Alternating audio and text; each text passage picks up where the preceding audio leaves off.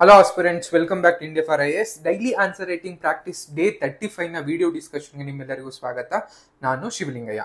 So ಇವತ್ತು date 35ಗೆ ನಿಮಗೆ ನೀಡಲಾದಂತಹ ಪ್ರಶ್ನೆ ಬಂದು discuss the administrative reforms introduced by the Chandragupta Maurya and their contribution to the growth of the Mauryan empire.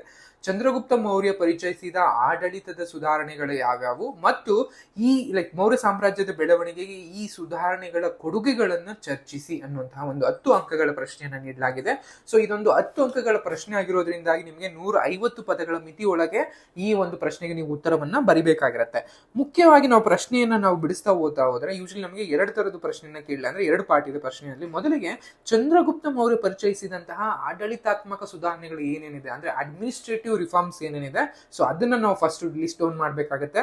ಆ ನಂತರದಲ್ಲಿ ಅಂದ್ರೆ ಸೆಕೆಂಡ್ನೇ ಪಾರ್ಟ್ ಅಥವಾ 2ನೇ ಪಾರ್ಟ್ ನ ಕ್ವಶನ್ ಬಂದಾಗ ಈ ಸುಧಾರಣೆಗಳಿಂದ ಮೌರ್ಯ ಸಾಮ್ರಾಜ್ಯದ ಬೆಳವಣಿಗೆಗೆ ಹೇಗೆ ಪ್ರಯೋಜನವಾಯಿತು ಅಥವಾ ಈ ಸುಧಾರಣೆಗಳಿಂದಾಗಿ ಮೌರ್ಯ ಸಾಮ್ರಾಜ್ಯ ಹೇಗೆ ಬೆಳವಣಿಗೆಯನ್ನ ಹೊಂದಿತು ಅನ್ನುವಂತಹ ಅಂಶವನ್ನು ಕೂಡ ನೀವು ಬರಿತಾ ಬರಬೇಕಾಗತ್ತೆ. ಆಗ ಮಾತ್ರ ಈ ಒಂದು ಪ್ರಶ್ನೆಗೆ ನೀವು ಸರಿಯಾದಂತಹ ಉತ್ತರವನ್ನ ಬರೆಯೋದಾಗುತ್ತೆ. ಕೇವಲ ಬರೇ ಆಡಳಿತಾತ್ಮಕ ಸುಧಾರಣೆಗಳನ್ನ ಬರೆದು ಬಿಟ್ಟರೆ ಕೇವಲ ಒಂದು ಪಾರ್ಟ್ಗೆ ಮಾತ್ರ ನೀವು ಆನ್ಸರ್ ಬರ್ದಂಗಾಗುತ್ತೆ.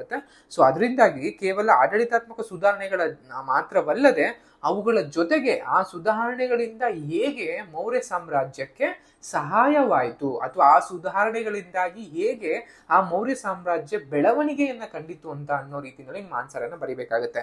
ಮಾಮೂಲಿ ಇಂಟ್ರೊಡಕ್ಷನ್ ಪಾರ್ಟ್ ಮೊದಲಿಗೆ ಚಂದ್ರಗುಪ್ತ ಮೌರ್ಯನ ಬಗ್ಗೆ ಅಥವಾ ಮೌರ್ಯ ಸಾಮ್ರಾಜ್ಯದ ಬಗ್ಗೆ ಒಂದು ಇಂಟ್ರೊಡಕ್ಷನ್ ಅನ್ನ ಬರೀತೀರಾ. ಆ ನಂತರದಲ್ಲಿ ಬಾಡಿ ಪಾರ್ಟ್ ನಲ್ಲಿ ನಿಮಗೆ ಪ್ರಶ್ನೆನಲ್ಲಿ ಹೇಳಿದಾಗ 2 ಪಾರ್ಟ್ ಕ್ವಶನ್ಗೂ ಕೂಡ ಆನ್ಸರ್ ಅನ್ನ ಬರಿತಾ ಬರ್ತೀರಾ. ದೆನ್ 3ನೇದು ನಿಮ್ಗೆ ಕನ್ಕ್ಲೂಷನ್ ಅಥವಾ ಉಪಸಂಹಾರ ಅಂತ ಏನ್ ಕರಿತೀವಿ, ಅಲ್ಲಿ ಕನ್ಸೈಸ್ ಆಗಿ ನಿಮ್ಗೆ ಸಣ್ಣದಲ್ಲಿ ಸಂಕ್ಷಿಪ್ತವಾಗಿ ಇಂಟ್ರೊಡಕ್ಷನ್ಸ್ ಮತ್ತೆ ಬಾಡಿ ಪಾರ್ಟ್ ನಲ್ಲಿ ಏನ್ ಬರ್ತಿದ್ದೀರಾ ಅದನ್ನ ಆನ್ಸರ್ ನ ಬರಿತಾ ಬರ್ತೀರಾ. ಈ ರೀತಿಯಾಗಿ ಅಪ್ರೋಚ್ ಮಾಡ್ತೀರಾ. ಸೊ ನಾವು ಇದಕ್ಕೆ ಆಗಿ ಡಿಸ್ಕಷನ್ ನೋಡ್ತಾ ಹೋದ್ರೆ ಮೊದಲಿಗೆ ಪೀಠಿಕೆಯನ್ನು ನೋಡಬಹುದಾಗಿರುತ್ತೆ. ಸೊ ಪೀಠಿಕೆ ಅಂತ ಬಂದಾಗ ಮೌರ್ಯ ಸಾಮ್ರಾಜ್ಯದ ಒಂದು ಸಂಸ್ಥಾಪಕರಾದ ಚಂದ್ರಗುಪ್ತ ಮೌರ್ಯ ಪ್ರಾಚೀನ ಭಾರತದ ಅತ್ಯಂತ ಕೇಂದ್ರೀಕೃತ ಮತ್ತು ಪರಿಣಾಮಕಾರಿ ಆಡಳಿತ ವ್ಯವಸ್ಥೆಗಳಲ್ಲಿ ಒಂದನ್ನು ಸ್ಥಾಪಿಸಿದ ಹಿರಿಮೆ ಆತನಿಗಿದೆ ಅನ್ನೋ ರೀತಿಯಲ್ಲಿ ಹೆಡ್ಲೈನ್ ಬರೀಬೇಕಾಗುತ್ತೆ. ಅವನ ಮಂತ್ರಿ ಮತ್ತು ಸಲಹೆಗಾರನಾದ ಚಾಣಕ್ಯ ನೀಡಿದ ಮಾರ್ಗದರ್ಶನದ ಮೂಲಕ ಅವನ ಸುಧಾರಣೆಗಳು ಮೌರ್ಯ ಸಾಮ್ರಾಜ್ಯದ ಬೆಳವಣಿಗೆ ಮತ್ತು ಬಲವರ್ಧನೆಗೆ ಗಮನಾರ್ಹವಾಗಿ ಕೊಡುಗೆ ನೀಡಿತು. ಈ ಸುಧಾರಣೆಗಳು ಭಾರತೀಯ ಉಪಖಂಡದ ವಿಶಾಲ ಭಾಗವನ್ನು ನಿಯಂತ್ರಿಸುವ ಸ್ಥಿರ, ಸಮೃದ್ಧ ಮತ್ತು ವಿಸ್ತಾರವಾದ ಸಾಮ್ರಾಜ್ಯವನ್ನ ರಚಿಸುವಲ್ಲಿ ನಿರ್ಣಾಯಕವಾಗಿದೆ. ಈ ರೀತಿಯಾಗಿ ಒಂದು ಡೆಫಿನೇಷನ್ ಅಥವಾ ಆ ನಂತರದಲ್ಲಿ ಒಂದು ಹೆಡ್ಡಿಂಗ್ ಅನ್ನು ಹಾಕ್ಬೇಕಾಗತ್ತೆ. ಚಂದ್ರಗುಪ್ತ ಮೌರ್ಯನ ಅಡಿಯಲ್ಲಿ ಪ್ರಮುಖ ಆಡಳಿತ ಸುಧಾರಣೆಗಳು ಮತ್ತು ಸಾಮ್ರಾಜ್ಯದ ಬೆಳವಣಿಗೆ ಆ ಪಾತ್ರಗಳ ಚರ್ಚೆಗಳನ್ನು ಈ ಕಡೆಗೆ ನೀಡಲಾಗಿದೆ ಅಂತ ನೀವೇನಾದ್ರೂ ಹೆಡ್ಡಿಂಗ್ ಅನ್ನ ಹಾಕ್ಬೇಕಾಗತ್ತೆ. ಅಂದರಲ್ಲಿ ಪ್ರಮುಖ ಆಡಳಿತ ಸುಧಾರಣೆಗಳು ಯಾವ್ಯಾವ ಅಂತ ಒಂದು ಲಿಸ್ಟ್ ಅನ್ನ ಮಾಡ್ತಾ ಬರಬೇಕಾಗುತ್ತೆ. ನಾನು ಮೊದಲಿಗೆ ಕೇಂದ್ರೀಕೃತ ಆಡಳಿತ ಅಂತ ಕರೀತೀನಿ, ಸೆಂಟ್ರಲೈಸ್ಡ್ ಅಡ್ಮಿನಿಸ್ಟ್ರೇಷನ್ ಅನ್ನ ಮಾಡಿದ್ದಾಗಿರ್ಬೋದು. ಅಂದ್ರೆ ಚಂದ್ರಗುಪ್ತ ಮೌರ್ಯ ಎಲ್ಲ ಅದನ್ನ ಡಿಸೆಂಟ್ರಲೈಸ್ ಮಾಡ್ದಾಡ್ದಲ್ಲಿ ಅಥವಾ ಅದನ್ನ ಸೆಂಟ್ರಲೈಸ್ ಮಾಡಿ ತನ್ನ ಅಧಿಕಾರವನ್ನ ಒಂದು ಕಡೆ ಕೇಂದ್ರೀಕರಿಸಿದ್ದು, ಆ ಮೂಲಕ ಬೇರೆ ಎಲ್ಲೂ ಕೂಡ ರಾಜ್ಯದಿಂದ ಹೊರಹೋಗುವ ಒಂದು ಪ್ರಮೇಯವನ್ನ ತಡೆಗಟ್ಟಲಾಯಿತು.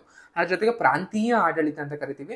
ಸಾಮ್ರಾಜ್ಯವನ್ನ ರಾಜ್ಯಪಾಲಗಳು ಅಂತ ಅದನ್ನ ಡಿವೈಡ್ ಮಾಡಿ ಅವ್ರನ್ನ ರಾಜುಕರು ಅಂತ ಮಾಡಿ ನಾವು ಆಳ್ವಿಕೆಗೆ ಒಬ್ಬೊಬ್ಬರನ್ನ ಅಧಿಕಾರಿಗಳನ್ನ ನೇಮಿಸಲಾಯಿತು.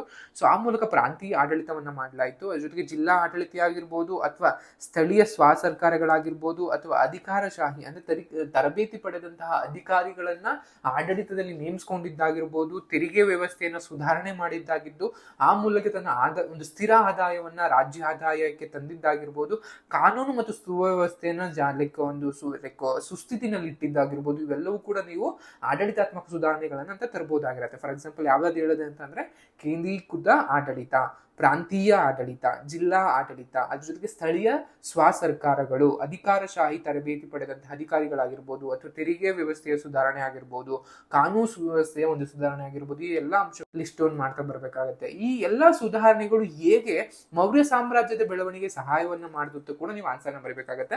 ಅದು ಅಂದ್ರೆ ಈ ಕೈಗೊಂಡಂತಹ ಆಡಳಿತಾತ್ಮಕ ಸುಧಾರಣೆಗಳು ರಾಜ್ಯದಲ್ಲಿ ಅಥವಾ ಪ್ರಾಂತ್ಯದಲ್ಲಿ ಏಕತೆ ಮತ್ತು ಸ್ಥಿರತೆಯನ್ನ ತಂದು ಆ ಮೂಲಕ ಆ ಸಾಮ್ರಾಜ್ಯದ ಬೆಳವಣಿಗೆಗೆ ಸಹಾಯವನ್ನ ಮಾಡಿದವು. ಅದ್ರ ಜೊತೆಗೆ ದಕ್ಷ ಆಡಳಿತ ನೀಡೋದಕ್ಕೆ ಸಹಾಯ ಮಾಡಿದವು, ಆರ್ಥಿಕ ಬೆಳವಣಿಗೆಯನ್ನ ಕಾಣೋದಿಕ್ಕೆ, ಸಮಾಜ ಕಲ್ಯಾಣವನ್ನ ಅಂದ್ರೆ ಜನರ ಒಂದು ತಮ್ಮ ಸಬಲೀಕರಣವನ್ನ ಕಾಣೋದಕ್ಕೆ ಸಹಾಯ ಮಾಡಿತು, ಸೇನಾ ಸಂಸ್ಥೆಗಳು ಉಟ್ಕೊಳ್ಳೋದಿಕ್ಕೆ ಅಂದ್ರೆ ಸೇನಾ ಸಂಘಟನೆಗಳನ್ನ ಸ್ಥಾಪನೆ ಮಾಡೋದಿಕ್ಕೆ ಸಹಾಯ ಮಾಡಿತು, ಕಾನೂನು, ವ್ಯಾಪಾರ ಮತ್ತು ವಾಣಿಜ್ಯಗಳು ಬೆಳೆಯೋದಿಕ್ಕೆ ಅಂದ್ರೆ ರಾಜ್ಯದಲ್ಲಿ ಯಾವ ಒಂದು ದೇಶದಲ್ಲಿ ಅಥವಾ ಯಾವ ಒಂದು ಪ್ರಾಂತ್ಯದಲ್ಲಿ ಆಡಳಿತ ವ್ಯಾಪಾರ ಮತ್ತು ವಾಣಿಜ್ಯ ಉತ್ತಮವಾಗಿರುತ್ತೆ, ಅದು ಆರ್ಥಿಕವಾಗಿ ಬೆಳೀತಾ ಬರುತ್ತೆ. ಆರ್ಥಿಕವಾಗಿ ಬೆಳೆದ ಮೇಲೆ ಅದು ಸಾಮಾಜಿಕವಾಗಿ ಮತ್ತು ಶೈಕ್ಷಣಿಕವಾಗಿ ಅಥವಾ ಎಲ್ಲಾ ರೀತಿಯಲ್ಲೂ ಕೂಡ ಬೆಳೀತಾ ಬರುತ್ತೆ. ಆ ದೃಷ್ಟಿಯಿಂದಾಗಿ ಅದು ಕೂಡ ಸಹಾಯ ಮಾಡ್ತಾ ಬರುತ್ತೆ.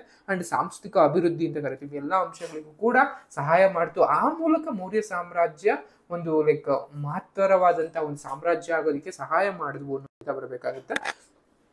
ಇದ್ರ ಜೊತೆಗೆ ಚಂದ್ರಗುಪ್ತ ಮೌರ್ಯನ ಅಡಿನಲ್ಲಿ ನವೀನವನ್ನ ಅವನು ಜಾರಿಗೆ ತಂದಂತಹ ಒಂದಷ್ಟು ವಿಶಿಷ್ಟವಾದಂತಹ ಕಾರ್ಯಕ್ರಮಗಳು ಯಾವ್ಯಾವು ಅಂತ ನೋಡೋದಾದ್ರೆ, ಮೊದಲಿಗೆ ಪತ್ತೇದಾರಿ ವ್ಯವಸ್ಥೆ ಆಗಿರ್ಬೋದು, ಅಂದ್ರೆ ಗುಪ್ತಚರರನ್ನ ಬಳಸಿಕೊಂಡು ಯೂಶಲಿ ತಮಗೆ ಬೇಕಾದಂತಹ ಅಥವಾ ರಾಜ್ಯದ ಆಡಳಿತಕ್ಕೆ ಸೂಕ್ತವಾಗಿ ಬೇಕಾದಂತಹ ಮಾಹಿತಿಯನ್ನು ಸಂಗ್ರಹಿಸೋದಂತದ್ದಾಗಿರ್ಬೋದು, ಅಥವಾ ನಾವು ಈಗಿನ ಕಾಲಕ್ಕೆ ಏನ್ ಕ್ಯಾಬಿನೆಟ್ ಅಂತ ಕರಿತೀವಿ ಅದೇ ರೀತಿಯಲ್ಲಿ ಅಂದಿನ ಕಾಲಕ್ಕೆ ಮಂತ್ರಿಮಂಡಲವನ್ನ ಸ್ಥಾಪನೆ ಮಾಡಿ ಆ ಮೂಲಕ ರಾಜ್ಯದ ಆಡಳಿತಕ್ಕೆ ಅಗತ್ಯವಾಗಿ ಬೇಕಾಗಿದ್ದಂತಹ ಒಂದಷ್ಟು ಇನ್ಪುಟ್ಗಳನ್ನ ಅಥವಾ ಸಲಹೆಗಳನ್ನ ಈ ಮಂತ್ರಿಮಂಡಲದ ಮೂಲಕ ಪಡೆಯೋದಾಗಿರುತ್ತೆ.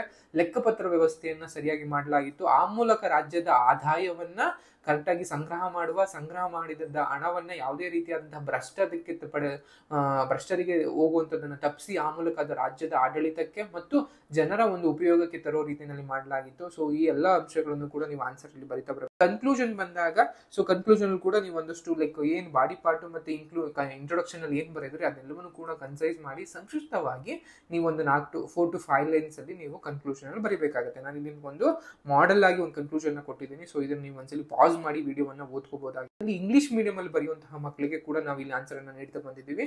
ಸೊ ಇಂಟ್ರೊಡಕ್ಷನ್ ಪಾರ್ಟ್ ಆಗಿರ್ಬೋದು, ಕೀ ಅಡ್ಮಿನಿಸ್ಟ್ರೇಟಿವ್ ರಿಫಾರ್ಮ್ಸ್ ಏನೇನು ಸೊ ಅನ್ನೋದನ್ನು ಕೂಡ ನಿಮ್ಗೆ ಇಲ್ಲಿ ಸ್ಟೋನ್ ಮಾಡಿ, ಅದರಲ್ಲಿ contribution to the growth of Mauryan empire ಅಂತ ಏನಿರುತ್ತೆ, ಅದ್ರ ಜೊತೆಗೆ ಇನೋವೇಟಿವ್ ಫೀಚರ್ಸ್ ಆಗಿರ್ಬೋದು, ಎವ್ರಿವನ್ ನಿಮ್ಗೆ ಎಲ್ಲವನ್ನು ಕೂಡ ನಿಮ್ಗೆ ಆನ್ಸರ್ ಅಲ್ಲಿ ಕೊಡ್ತಾ ಬಂದಿದ್ದೀವಿ. ಸೊ ಇದನ್ನ ನೀವು ಓದ್ಕೊಳ್ಳಿ, ಒಂದ್ಸಲಿ ಓದ್ಕೊಂಡು ಸೊ ಈ ಒಂದು ಬೇಸಿಸ್ ಮೇಲೆ ಇನ್ನೊಂದ್ಸಲಿ ಆನ್ಸರ್ ಅನ್ನ ಬರೆಯೋದಕ್ಕೆ ಟ್ರೈ ಮಾಡಿ. ಸೊ ಆಗ ಮಾತ್ರ ನಿಮ್ಗೆ ಆ ಒಂದು ಉತ್ತರ ನಿಮ್ಗೆ ಅಂದ್ರೆ ಆನ್ಸರ್ ಏನ್ ಬರೀತಾರೆ ಅದೊಂದು ಉತ್ತಮ ಆಗಿರುತ್ತೆ. ಸೊ ಐ ಹೋಪ್ ನಿಮ್ಗೆ ಈ ವಿಡಿಯೋ ಇಷ್ಟ ಆಗಿದೆ ಅಂತ ಭಾವಿಸ್ತಾ ಈ ವಿಡಿಯೋ ನಿಮ್ಗೆ ಎಂಡ್ ಮಾಡ್ತಾ ಇದೀನಿ. Thank you.